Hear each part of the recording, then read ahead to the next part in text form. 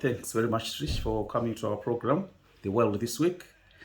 You need no introduction. By the way, viewers, Trish's schedule is very tight, so we'll try to be as quick as possible. First things first, Trish, congratulations to your recent achievement. Thank you. We really appreciate that. Next is living away from home at uni for the first time. How was the experience?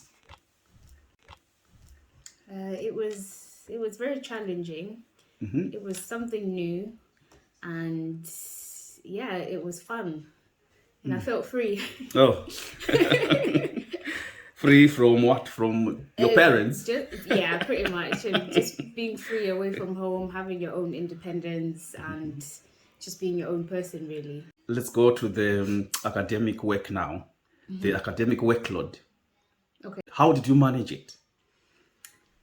Ooh, by just trying to keep on track and on top of things and not to leave things last minute, because that's one of my weaknesses, leaving things last minute. But Exactly.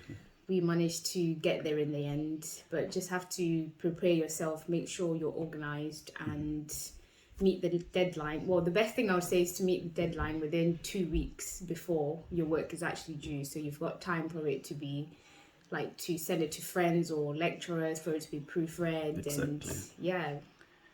Oh, that's great. Right. What my next question is, what motivated you? It's like to keep on going. Because for some it's very difficult, for 3 years. It's not a short time, it's a long time. To keep your eye on the ball, you need to have some certain qualities, to keep on going. To keep on looking at the bigger picture, Yeah, I would say having faith was one of the things that kept on motivating me, and thinking about family and how proud my parents would be once I finished. That was like the key vision I'll always have in my head.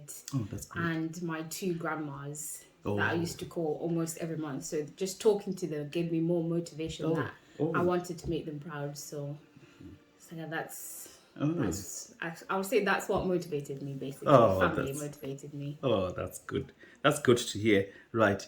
Our next question is, you've got friends and relatives who are planning to enroll as well at the university right now. What would be your advice to them? My advice would be expect the unexpected. Okay. Don't have a certain I know what you mean. mindset of like, oh, I want to do this, this, and this, and that. Yeah, some of it will work out, but just expect anything to happen. Like, things can go left, and you just need to know how to pick yourself up from there. I see. So I think that'll be one of my advice, and just be yourself is another thing. And just stay true to yourself. Don't get easily led into the wrong crowd. Just be you. Right. Before I go to my last question, can I ask you, because I've heard so many people, they talk about, assignment avoidance. Have you ever heard about that? People trying to avoid doing the assignment. You can do this and that, you can end up sweeping, Yeah, that's true. Have you ever fallen victim to that? Yeah.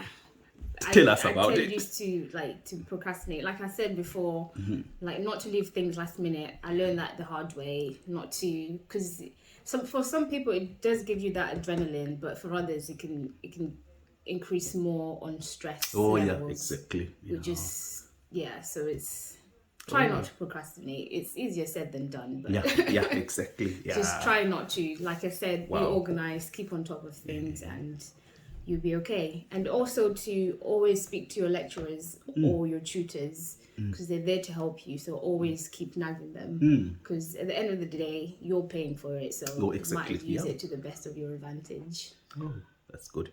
Coming to my last question. Now that you have completed your undergraduate, your first degree ever, congratulations, by the way. Thank you. Do you have any plans, like to pursue your education, like a master's, a PhD, or have you ever thought about that? I'll give it another year.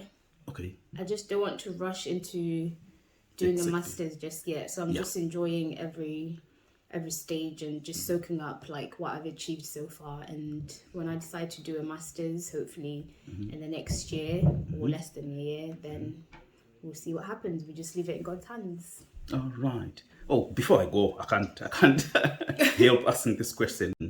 How are you finding it? Are you finding the theoretical part of your degree, is it helping you? Yes, In what way?